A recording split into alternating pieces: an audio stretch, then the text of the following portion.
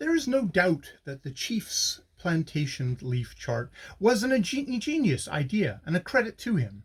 There is no doubt that the fan mile is a bit Irish, a matter of 9 or so of those ordinary mortals. But I'm bound to say I don't think, even allowing for this, that he put those pieces far enough apart.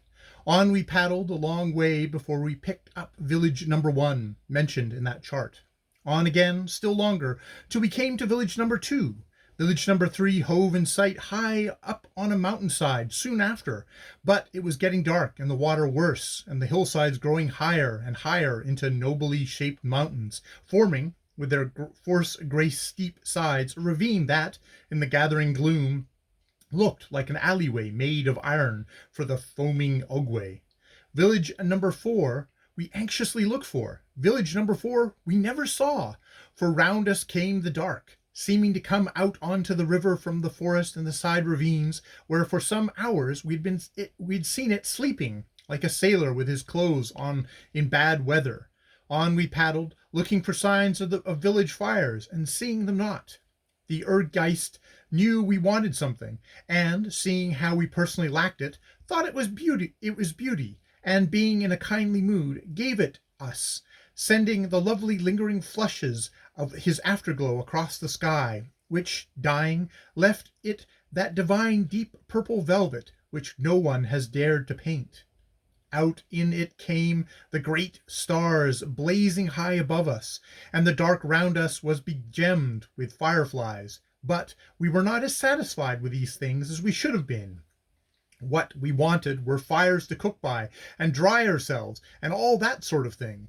The Erdgeist did not understand, and so left us when the afterglow had died away, with only enough starlight to see the flying foam of the rapids ahead and around us, and not enough to see the great trees that had fallen from the bank into the water.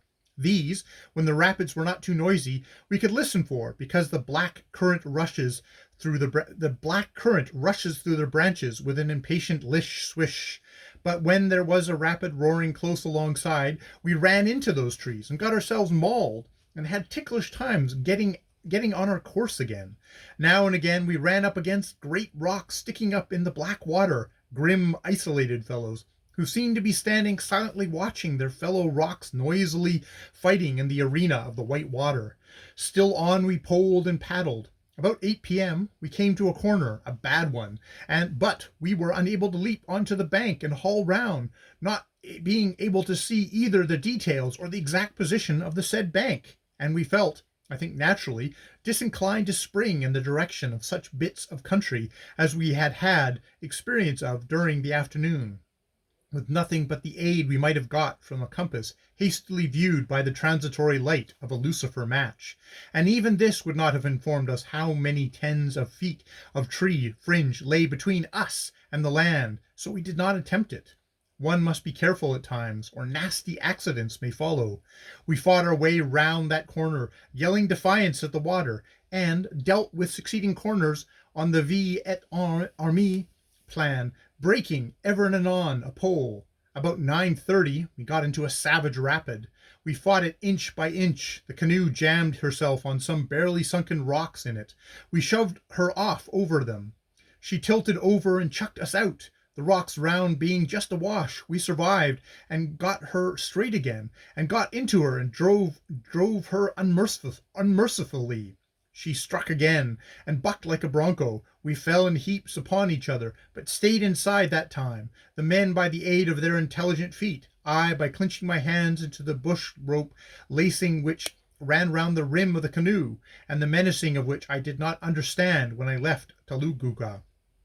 We sorted ourselves out hastily and sent her at it again. Smash went a sorely tried pole and paddle. Round and round we spun in an exultant whirlpool, which, in a light-hearted, malicious, joking way, hurtled us tail first out of it into the current. Now the grand point in these canoes of having both ends alike declared itself, for at this juncture all we had to do was revolve on our own axis and commence life anew with what had been the bow for the stern. Of course, we were defeated. We could not go up any further without the aid of our lost poles and paddles, so we had to go down for shelter somewhere, anywhere. Down at a terrific pace in the white water we went. While hitched among the rocks, the arrangement of our crew had been altered. Pierre joining Mibo in the bows. This piece of precaution was frustrated by our getting turned round, so our position was what might call precarious until we got into another whirlpool, when we persuaded nature to start us right end on.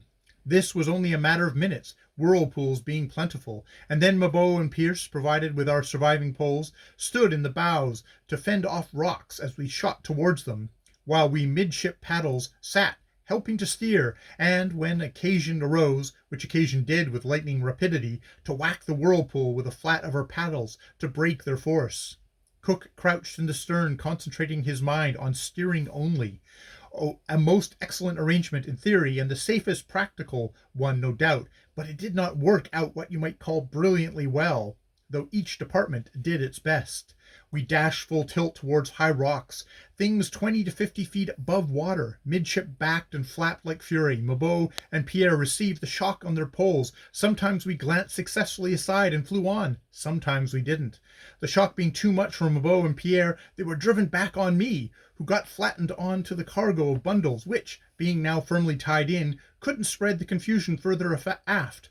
But the shock of the canoe's nose against the rocks did so in style, and the rest of the crew fell forward onto the bundles, me and themselves. So shaken up together were we several times that night that it's a wonder to me, considering the hurry, that we sorted ourselves out correctly with our own particular legs and arms. And although we in the middle of this canoe did some very spirited flapping, our whirlpool breaking was no more successful than Mabeau and Pierre's fending off, and many a wild waltz we danced that night with the waters of the river Ogwe.